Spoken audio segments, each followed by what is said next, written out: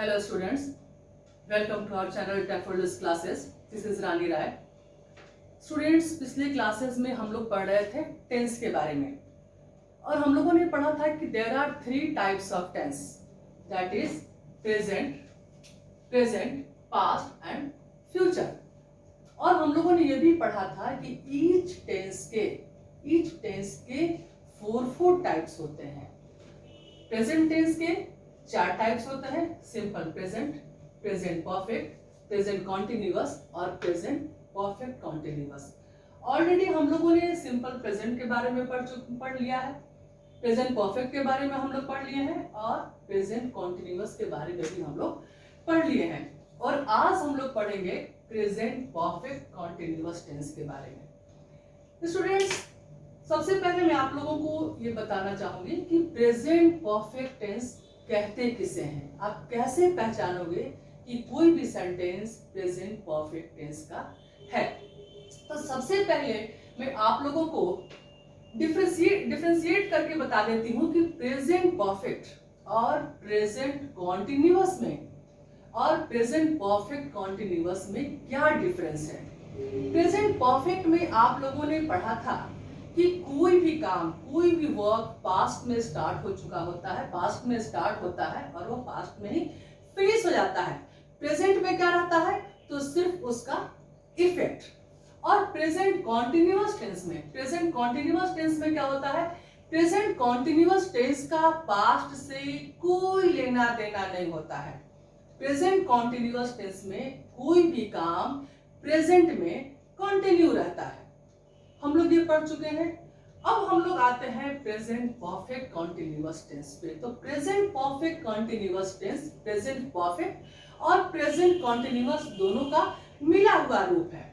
Present perfect continuous में क्या होता है कि कोई भी काम पास्ट में स्टार्ट हो चुका होता है और वो काम प्रेजेंट में भी कंटिन्यू रहता है. प्रेजेंट परफेक्ट टेंस को डिफाइन करते हुए हम कह सकते हैं कि present perfect continuous tense shows that something started in the past is continuing at the present time. ये प्रेजेंट परफेक्ट टेंस का डेफिनेशन है. आप लोग इसको नोट भी कर सकते हैं, लेकिन इससे पहले आप लोग चैनल को सब्सक्राइब करना नहीं भूलें. बेल बटन दबा करके चैनल को आप लोग सब्सक्राइब करें, वीडियो को लाइक करें और शेयर करना नहीं भूलें. चलिए, तो हम लोग आगे बढ़ते हैं. हम लोग अब देखेंगे प्रेजेंट परफेक्ट टेंस के एग्जांपल्स को. तो सबसे पहला एग्जांपल्स प्रेजेंट परफेक्ट टेंस का है. यहाँ पे मैंने आप लोगों के लिए नोट किया हुआ है. My father has been teaching in this school for 10 years. मेरे फादर, मेरे पापा, मेरे पिताजी इस स्कूल में 10 सालों से पढ़ाते आ रहे हैं. अब यहाँ आप लोग देखिए कि जो काम, पढ़ाने का काम कब शुरू हुआ था? 10 साल पहले शुरू हुआ था और पढ़ाते आ रहे हैं. Teaching, still he is teaching in that school. अभी भी वो उस स्कूल में पढ़ा रहे हैं. पढ़ाने का जो काम था, जो 10 साल पहले शुरू हुआ था, आज भी वो काम कंटिन्यू है. सेकंड एग्जांपल हम लोग लेंगे. तो we have been living in this house since 1994. हम लोग इस घर में 1994 से रहते आ रहे हैं. 1994 में उस घर में हम लोगों ने रहना शुरू किया था और आज भी हम लोग उस घर में रह रहे हैं. Still we are living in that house. तो ये भी हमारा प्रेजेंट परफेक्ट कंटिन्यूअस टेंस का एग्जांपल होगा, क्योंकि ये काम 1994 में स्टार्ट हो चुका था और आज भी वो काम कंटिन्यू है. अब हम लोग थर्ड एग्जांपल देखेंगे. He has been studying in the library for 2 hours. वह लाइब्रेरी में 2 घंटे से पढ़ रहा है. यहाँ भी जो पढ़ने का काम था वो 2 घंटा पहले शुरू हुआ था और आज भी वो काम कंटिन्यू है. वो लड़का ही अभी भी पढ़ रहा है. नंबर 4 पे हम लोग आएंगे. तो the poet has been writing poem for several hours. कवि कई घंटों से कविता लिखते आ रहे हैं. तो कवि जो पोयम लिख रहे हैं, पोयम लिखने का काम कई घंटे पहले शुरू हुआ था और अभी भी वो काम कंटिन्यू है. पोएट अभी भी पोयम लिख रहे हैं. So this are the examples of present perfect continuous tense. स्पष्ट रूप से आप देख रहे हैं कि कोई काम पास्ट में स्टार्ट हुआ था और प्रेजेंट में भी वो काम कंटिन्यू है. अब हम लोग इसका स्ट्रक्चर देखेंगे कि ताकि हम लोग ये पहचान सकें कि ये टेंस जो है वो प्रेजेंट परफेक्ट कॉन्टिन्यूअस टेंस का है। तो इस स्ट्रक्चर से भी एक तो हम लोग इसके डेफिनेशन से भी पहचानते हैं कि काम पास्ट में स्टार्ट हो गया था और प्रेजेंट में भी वो काम कंटिन्यू है, तो इससे भी हम लोग पहचान लेंगे। और दूसरा हम लोग स्ट्रक्चर से भी पहचानते हैं टेंस को और टेंस के टाइप को। तो स्ट्रक्चर भी बहुत ही इंपॉर्टेंट है, इस पर भी आप लोग ध्यान दीजिएगा। स्ट्रक्चर में क्या है, तो subject plus has have plus been और प्लस वर्ब में आईएनजी। और वर्ब में आईएनजी को क्या कहते हैं हम लोग, V4 कहते हैं, और इसको present participle form of verb भी कहते हैं। सिंपली आप लोग यही याद रखिएगा कि वर्ब में आईएनजी या आईएनजी फॉर्म ऑफ वर्ब। अब यहाँ देखिए, सबसे पहला एग्जांपल को मैं लेती हूँ, स्ट्रक्चर पे आप लोग सेट करके देखिए। सब्जेक्ट क्या हो गया, माय फादर, और सब्जेक्ट के अनुसार हम लोग हैज बीन या हैड बीन लगाएंगे, तो माय फादर के साथ हैज बीन लगेगा। और यहाँ पे टीच, टीच जो है वो मेन वर्ब है, टीच में आईएनजी लगा है, तो ये टीचिंग हो गया। इन दिस स्कूल ऑब्जेक्ट हो गया, और यहाँ पे ड्यूरेशन है, ये पास्ट में कितने समय से वो काम शुरू हुआ था। इस तरह से हम लोग देखेंगे कि ये सारे जो सेंटेंस इस स्ट्रक्चर पे ये फिट होते हैं। अब यहाँ एक छोटी सी बात मैं आप लोगों को और बताना चाहूंगी कि यहाँ देखिए सब्जेक्ट के बाद क्या है, हैज और हैड, हैज या हैड, और इसके बाद हम लोग बीन लगाते हैं और वर्ब में आईएनजी लगाते हैं। लेकिन अगर प्रेजेंट परफेक्ट कंटीन्यूअस टेंस को हमें नेगेटिव रूप में लिखना होगा, या हमें इस सेंटेंस को नेगेटिव में चेंज करना होगा, तब हम कैसे चेंज करेंगे। आप लोग जानते हैं कि किसी भी सेंटेंस को नेगेटिव में चेंज करने के लिए हम लोग क्या लगाते हैं, नॉट लगाते हैं। तो यहाँ सपोज हम लोगों को अगर नेगेटिव बनाना होगा तो हम लोग नॉट कहाँ लगाएंगे। ये बहुत से लोग इस चीज को पूरी तरीके से नहीं समझ पाते हैं, और नॉट गलत जगह पे लगा देने से हमारा सेंटेंस गलत हो जाता है। तो आप लोग याद रखिएगा, यहाँ पे दो चीजें हैं, दो वर्ब है, यहाँ पे दो वर्ब है, एक हैज हैव वर्ब है और एक हमारा बीन वर्ब है, और ये दोनों ही ऑक्सिलियरी वर्ब है, जिसको हम लोग हेल्पिंग वर्ब कहते हैं। बीन भी जो है वो बी का थर्ड फॉर्म है, पास्ट पार्टिसिपल फॉर्म है। तो यहाँ पे एक हो गया हैज और हैड, ये भी ऑक्सिलियरी वर्ब है, और दूसरा ऑक्सिलियरी वर्ब क्या है, बीन। इन दोनों ऑक्सिलियरी वर्ब के बीच में हम लोग क्या लगाते हैं, नॉट लगाते हैं, और तब ये सेंटेंस हमारा क्या बन जाएगा, निगेटिव बन जाएगा।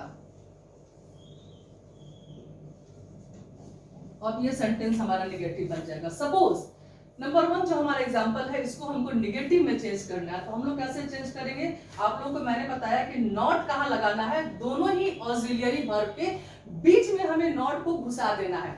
ऐसा कभी नहीं करना है कि हैज बीन और हैव बीन जो भी हो उसके बाद हम लोग नॉट लगाएंगे तब वर्ब में आएंगे, ऐसा बिल्कुल नहीं करना है। हमेशा आप लोग याद रखिएगा कि दोनों ऑक्सिलियरी वर्ब के बीच में, यानी कि हैज और बीन के बीच में हम नॉट लगाएंगे जब हमें सेंटेंस का नेगेटिव बनाना होगा या सेंटेंस को नेगेटिव में चेंज करना होगा। अब यहाँ देखिए हम लोग इसको नेगेटिव में चेंज करके देखते हैं। My father has been teaching in this school for 10 years, कैसे बनेगा इसका नेगेटिव। तो यहाँ हम लोग माय फादर हैज, अब यहाँ हम लोग नॉट लगाएंगे, my father has not been teaching in this school for 10 years। और एक चीज और आप लोगों को इसमें पढ़ना होगा, फॉर और सिंस का यूज। आप लोगों ने देखा कि यहाँ पे हम लोगों ने मैंने फॉर्म लगाया, ठीक है, सॉरी फॉर लगाया फॉर 10 years, यहाँ हमने सिंस लगाया सिंस 1994, फिर यहाँ पे फॉर लगा फॉर सेवरल आवर्स, ठीक है, यहाँ पे फॉर लगा फॉर 2 hours। तो ये प्रीपोजिशन है, फॉर और सिंस क्या है, प्रीपोजिशन है। तो कहाँ पे फॉर लगाएंगे और कहाँ पे सिंस लगाएंगे। अगर आप फॉर के जगह पे सिंस लगाते हो और सिंस की जगह पर फॉर लगाते हो तो वो सेंटेंस आपका इनकरेक्ट होगा। तो किस तरह से हम सेंटेंस को करेक्ट फॉर्म में लिखेंगे, तो इसके लिए आप लोग ये जानिएगा कि फॉर और सिंस का जो यूज होता है, फॉर का जो यूज होता है वो किसी भी पर्टिकुलर समय को जब बताया जाता है तो वहां पे फॉर का यूज नहीं होता है। फॉर का यूज जैसे सपोज 10 years, जहां पे कोई पॉइंट ऑफ टाइम नहीं रहता है, जहां पे पॉइंट ऑफ टाइम नहीं रहता है वहां पे हम लोग फॉर लगाते हैं। जैसे 10 years पॉइंट ऑफ टाइम नहीं है कि कब से 10 साल, तो हमने यहाँ पे फॉर लगाया। बट यहाँ पे हमारा पॉइंट ऑफ टाइम है कि हम लोग इस घर में कब से रहते आ रहे हैं, तो 1994 से रहते आ रहे हैं, वो पॉइंट ऑफ टाइम है, एक खास समय है, निश्चित समय है। तो जब समय निश्चित होता है तो वहां पे हम लोग सिंस लगाते हैं। 1994 मंडे, ट्यूसडे, सिंस मॉर्निंग, जहां पे पॉइंट ऑफ टाइम रहता है, निश्चित समय रहता है, वहां पे हम लोग सिंस लगाते हैं। और जहां पे निश्चित समय नहीं रहता है, अनिश्चित समय रहता है, तो वहां पे हम लोग, जहां पे अनसर्टेनिटी रहती है, वहां पे हम लोग फॉर लगाते हैं। तो इस तरह से आपने देखा 1994 में हमने सिंस लगाया है, बाकी में लगभग हमने फॉर लगाया है। तो इसमें बहुत सारे स्टूडेंट्स यहाँ पे गलती करते हैं। प्रीपोजिशन में भी कई बार ये आता है, जब आप लोग प्रीपोजिशन पढ़िएगा तो वहां भी कई बार आपको इस तरह से क्वेश्चंस आएंगे। तो आपको फिल इन द ब्लैंक्स भी आएगा या कई तरह से क्वेश्चंस पूछे जाते हैं, तो वहां पे आप लोग कभी भी ये मिस्टेक नहीं कीजिएगा, ये एरर कभी आप लोग मत कीजिएगा। सही जगह पे फॉर और सिंस का आप लोग यूज कीजिएगा। एक छोटा सा ये आप लोगों को मैं बता देती हूँ कि कई बार क्या होता है कि प्रेजेंट परफेक्ट कंटिन्यूअस टेंस को हम लोग हैज बीन और हैव बीन को हम लोग शॉर्ट फॉर्म में लिखते हैं। तो यहाँ पे दे हैड, हमने क्या लिखा, my father has been teaching. तो यहाँ पे अगर हमें हैज को, my father has been teaching in this school for 10 years, और यहाँ पे वी हैव बीन है, तो हैव को हमें छोटा करना है, शॉर्ट फॉर्म में करना है। तो हम लोग क्या करते हैं, सिंपली एच ए को हम लोग रिमूव कर देते हैं। सपोज